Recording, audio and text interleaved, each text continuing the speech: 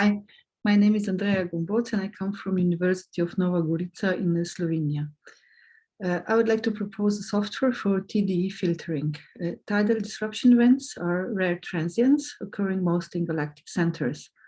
Currently, about 10 TDEs are discovered per year, but this number will substantially increase with Rubin LSST. Simulations show that we could expect about 10 TDEs detected per night, depending on their intrinsic rate and LSST observing strategy.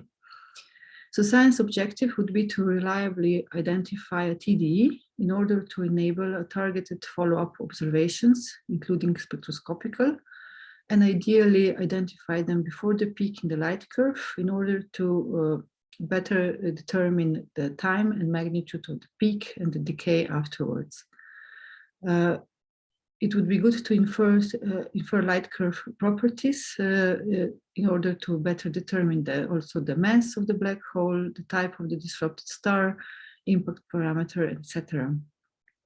So challenges are basically how to reliably identify a TDE based solely on LSST photometric data, and how to hopefully identify a TDE before the peak in the light curve. So we propose a dedicated TDE filter to run on the LSST alert stream data on one or more brokers. This could be developed based on the experience of existing TDE filters and in several stages.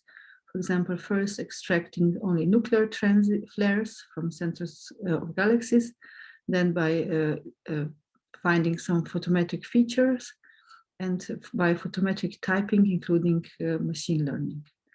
So we would like to develop this TDE filtering software as part of Slovenia's in-kind contribution, and of course in collaboration with the TVS TDE subgroup, which is led by Stuart van Belzen.